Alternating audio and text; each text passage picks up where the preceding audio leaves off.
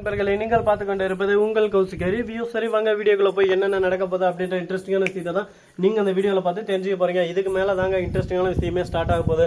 ஆரம்பம் ஆயிருச்சா அப்படின்னு சொல்லிட்டு பார்த்தேன். ஆரம்பம் ஆயிருச்சு. இதுக்கப்புறம் நம்மளோட ஆட்டம் தான் கபிலா இறங்கி ஆட ஆரம்பிக்கலாம் அப்படின்னு சொல்லிட்டு ஒரு முடிவு எடுத்திருக்காங்க. இப்போ என்ன முடிவில் இருக்காங்க அப்படின்னு சொல்லிட்டு பார்த்தீங்கன்னா, இந்த பக்கம் நம்ம விஜய், அந்த பக்கம் நம்ம மல்லி, ரெண்டு பேரும் ஒரு பக்கம் ஒன்று சேருவாங்களா சேர மாட்டாங்களா அப்படின்னு சொல்லிட்டு பல கேள்விகள் நம்ம மனசுக்குள்ள ஓடிக்கிட்டு இருக்கு ஆழமா. அதே சமயத்தில் நம்ம விஜய மல்லி பிரிக்கிறதுக்கு நிறைய சதி வேலைகள் நடந்துகிட்டு இருக்கு. ராஜேஸ்வரி மறுபக்கம் நிஷா, இவங்க ரெண்டு பேருக்கிடையே இவங்க ரெண்டு பேரும் சந்திச்சுட்டு ஒரு பக்கம் எப்படியாவது மல்லி விஜயை பிரிக்கணும். இவங்க ரெண்டு பேரும் பிரிச்சுட்டாங்க.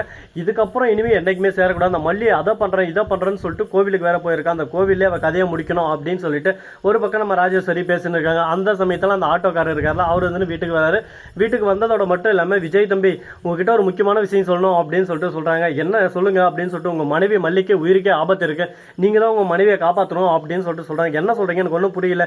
இந்த மாதிரி ஒரு அம்மா கூட தான் போயிட்டு மல்லி அங்கங்க குழந்தைங்க நல்லா தேடின்னு இருந்தாங்க. அந்த சமயத்தில் தீபிகா கிட்ட குழந்தைங்கள எந்த லொக்கேஷன்ல இருக்காங்கன்னு சொல்லிட்டு காட்டி கொடுத்து அந்த குழந்தைங்களெல்லாம் மீட்டது மல்லி தான். ஆனால் பாராட்டு எல்லாமே நம்ம தீபிகா தான் சேர்ந்துச்சு. இந்த மாதிரி விஷயம் வந்து எல்லா ரவுடிங்களுக்கும் தெரிஞ்சிச்சு. அதனால மல்லி எப்படியான சுத்து போட்டு மல்லியை போட்டு தள்ளிடணும், நம்ம பிஸ்னஸ்ல கெடுத்து உயிரோடையே விடக்கூடாது அப்படின்னு சொல்லிட்டு ஆக்ரோஷத்தோடையும் கோபத்தோடையும் சுத்தின்னு இருக்காங்க. இந்த மாதிரி சமயத்தில் மல்லி கிடைச்சலன்னா மல்லி என்ன பண்ணுவாங்கன்னே தெரியாது. மல்லிக்கிட்டே இதை நான் வந்து வார்னிங்கும் பண்ணிட்டாங்க அந்த அக்காவே வந்து. ஆனால் மல்லி எதுவுமே கேட்டுக்காம நான் முடிவாக இருக்கேன், என் குழந்தை எனக்கு கிடைக்கணும், என் குழந்தைக்கு என் உயிரே போனாலும் எனக்கு துச்சமாக நான் எடுத்துக்க மாட்டேன், எனக்கு என் குழந்தை கிடைக்கணும் அப்படின்னு சொல்லிட்டு ஒரே பிடிவாதமாக இருக்கா. அவகிட்ட இதுக்கு மேலே எங்களால் பேச முடியல, அதனால தான் உங்ககிட்ட பேசலாம்னு சொல்லிட்டு வந்தோம் அப்படின்னு சொல்லிட்டு சொல்கிறாங்க. இதை கேட்டதும் இதெல்லாம் உண்மையா அப்படின்னு சொல்லிட்டு கேட்குறாரு. உண்மை இல்லாமல் நாங்கள் எதுக்கு போய் சொல்ல போகிறோம், இது எல்லாமே உண்மை தான்.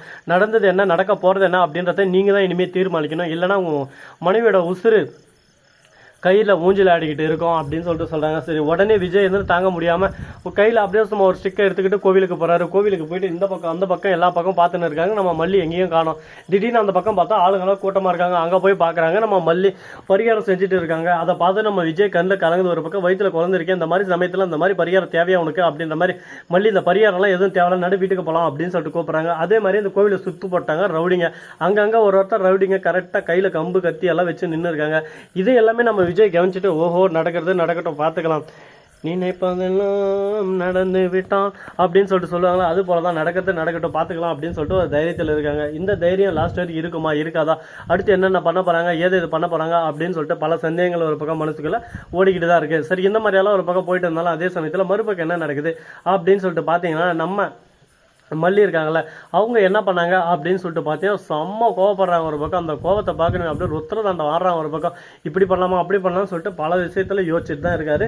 யோசிச்சு என்ன பண்ண போறாங்க ஏது பண்ண போறாங்க, அடுத்து அவங்களோட மூவ் என்னவா இருக்கும் அப்படின்னு சொல்லிட்டு பல கேள்விகள் ஒரு பக்கம் ஓடிக்கிட்டு தான் இருக்கு. பாப்பா அதுக்கான பதில் என்னவா இருக்கும் ஏதுவா இருக்குன்னு சொல்லிட்டு. சரி, இந்த மாதிரி ஒரு பக்கம் போயிட்டு இருந்தாலும் அதே சமயத்தில் மறுபக்கம் நம்ம மல்லி மயங்கி விழுந்துடுறாங்க. உடனே நம்ம விஜய் போய் மல்லியை தூக்கி பிடிச்சா, தூக்கி மல்லிக்கு தண்ணி தெளிக்கிறாரு மூஞ்சில. ஆனால் மல்லி இளவேல ஐயோ மல்லிக்கு எதனா ஆயிருப்போது அப்படின்னு சொல்லிட்டு பதட்டம் போயும் எல்லாமே ஒரு பக்கம் அதிகமாக. இந்த சமயத்தில் என்ன பண்றது ஏது பண்றதுன்னு சொல்லிட்டு தெரியாம ஒரு பக்கம் பயத்தோடையும் அச்சத்தோடையும் மல்லி மூஞ்சில தண்ணி தெளிக்கிறாரு. உடனே மல்லி அசாத கண் முழிச்சு விஜய் அப்படின்னு சொல்லிட்டு விஜய் பாக்குறாரு. உடனே மல்லி, ஏன் மல்லி இந்த அளவு கஷ்டப்படுறோம், உன்னை யார் இந்த அளவு கஷ்டப்பட சொன்னது விஜய், நான் உங்ககிட்ட சொன்னல உங்க வாழ்க்கையில நான் இருப்பேன், ஆனா உங்களை விட்டு என்னைக்கு நான் போக மாட்டேன்னு சொல்லிட்டு அதுக்காக தான் நான் இந்த அளவு கஷ்டப்பட்டு இருக்கேன், எஃபெக்ட் போட்டுன்னு இருக்கேன், நீங்க எதுக்கும் கவலைப்படாதீங்க விஜய், நான் எப்பவும் உங்க கூட இருப்பேன் அப்படின்னு சொல்லிட்டு சொல்லிருக்காங்க. இதை கேட்டது என்ன பேசுறது ஏது பேசுறதுன்னு சொல்லிட்டு தெரியாம, நீங்க சொல்றது எல்லாமே நல்லதான் இருக்கு, ஆனா இருந்தாலும் எனக்கும் கஷ்டம்னு இருக்கணும் இல்லை விஜய், எனக்கும் கஷ்டமாக இருக்குது, மனசுக்கு வேதனையாக இருக்குது, உங்களை இந்த மாதிரி ஒரு நிலைமையில இந்த மாதிரி ஒரு தருணத்தில் பார்க்க வச்சுட்டே அப்படின்னு சொல்லிட்டு நினைக்கிற போதே எனக்கு கஷ்டத்துக்கு மேலே கஷ்டமாக இருக்குது அப்படின்னு சொல்லிட்டு கூறிட்டு இருக்காங்க.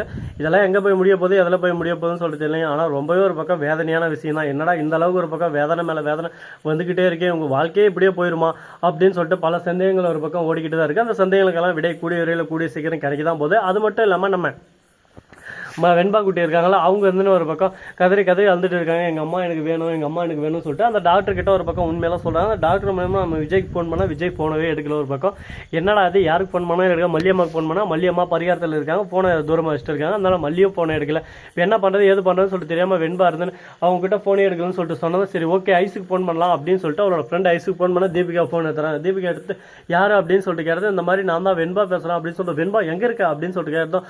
அந்த டாக்டர் கிட்ட வெண்பா குட்டி ஃபோனை கொடுக்குறாங்க. ஃபோனை கொடுத்து எந்த ஹாஸ்பிட்டல் எங்கே இருக்கா அப்படின்னு சொல்லிட்டு எல்லா டீட்டெயில்ஸும் ஒரு பக்கம் நம்ம தீபிகா கேட்டுறாங்க. உடனே அந்த இடத்துல இருந்து ஒரு பக்கம் பரபரப்பாக ஒரு பக்கம் கிளம்ப ஆரம்பிங்க. இதுக்கு மேலே இப்படியே விடக்கூடாது, இதை சூடாக முடிச்சிடணும் அப்படின்னு சொல்லிட்டு ஒரு முடிவு எடுத்துட்டாங்க.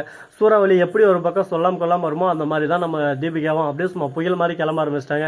ஏன்னா வெண்பாவை காப்பாற்றியே ஆகணும் அப்படின்ற ஒரு சூழ்நிலை தள்ளப்பட்டு இருக்காங்க. இப்போ வெண்பாவை காப்பாற்ற முடியல, அதுக்கப்புறம் ஒன்றுமே பண்ண முடியாது, வெண்பா உயிருக்கு போராடினு இருக்காங்க அப்படின்னு சொல்லிட்டு தெரிய வந்துருச்சு. இப்போ அங்கேருந்து ஒரு பக்கம் அந்த ஹாஸ்பிட்டலுக்கு போகிறதுக்கு லொக்கேஷனை போட்டு அந்த ஹாஸ்பிட்டலுக்கு 1/2 மணி நேரம் காட்டுது. அந்த 1/2 மணி நேரத்தில் என்ன வேணாலும் நடக்கலாம், வெண்பாவை திரும்ப இடம் எக்ஸ்சேஞ்சும் பண்ணலாம். அந்த மாதிரி பல விஷயங்கள் ஒரு பக்கம் ஓடிக்கிட்டு தான் இருக்குது. அது மட்டும் இல்லாமல் அந்த டாக்டர் வந்து எப்படி இருந்தாலும் இன்னும் 1 டே இங்கே ரெஸ்ட் எடுத்து ஆகணும், அப்போ தான் எதாக இருந்தாலும் சொல்ல முடியும் அப்படின்னு சொல்லிட்டு சொல்லிடுறாரு. இதை கேட்டது இன்னொரு டாக்டர் வந்து, இல்லையே டாக்டர் எல்லாமே நார்மலாக தானே இருக்குது, எல்லாமே நார்மலாக தான் இருக்குது, எந்த பிரச்சனையும் இல்லை, ஆனால் திடீர்னு எதனா பிரச்சனை தான் கஷ்டம் இருக்குல்ல, அதுக்கு 1 டே இங்கே இருந்தால் எந்த ஒரு பிரச்சனையும் இல்லாமல் ரெக்கவர் ஆகிட்டா அப்படின்னு சொல்லிட்டு முழுமையான ஒரு இதெல்லாம் நம்ம அனுப்பிச்சிடலாம்ல அப்படின்னு சொல்லிட்டு சொல்கிறாங்க. இதை கேட்டதான் நீங்கள் சொன்னால் கரெக்டாக தான் இருக்கும், ஏன்னா நீங்கள் பல இது பார்த்தவங்க, உங்களுக்கு எல்லாமே புரியும் தெரியும் அப்படின்னு சொல்லிட்டு சைலண்ட் ஆகிடுறாங்க. இது ஒரு நல்ல விஷயமா தான் இருக்குது. இதுக்கப்புறம் இன்னும் என்னென்னலாம் நடக்க போகுதுன்னு சொல்லிட்டு தெரியல. பிரச்சனை மேலே பிரச்சனை, சிக்கல் மேலே சிக்கல், இன்னல் மேலே இன்னல்கள் வந்துக்கிட்டு தான் இருக்குது. எல்லாத்தையும் ஒரு பக்கம் தாங்கி இந்த அளவுக்கு ஒரு பக்கம் தாக்கு பிடிச்சின்னு வந்துட்டு இருக்காங்க. பாப்போம் இன்னும் இந்த அளவுக்கு ஒரு பக்கம் தாக்கு பிடிக்க போகிறாங்க, என்னென்ன பண்ண போகிறாங்கன்னு சொல்லிட்டு. ஸோ நண்பர்களே, இந்த வீடியோ பிடிச்சிருந்தா லைக் பண்ணுங்கள், கமெண்ட் பண்ணுங்கள், ஷேர் பண்ணுங்கள், டிங் பெல்லை தட்டி விட்டு போங்க. அப்போ தான் நான் போகிற அடுத்தடுத்த வீடியோ உங்களுக்கு உடனுக்குடன் நோட்டிஃபிகேஷனில் வந்து கொண்டே இருக்கும். மிக்க நன்றி. தேங்க்ஸ் ஃபார் வாட்சிங். Tata, see you. நன்றி, வணக்கம், வந்தனம், வருக தருக.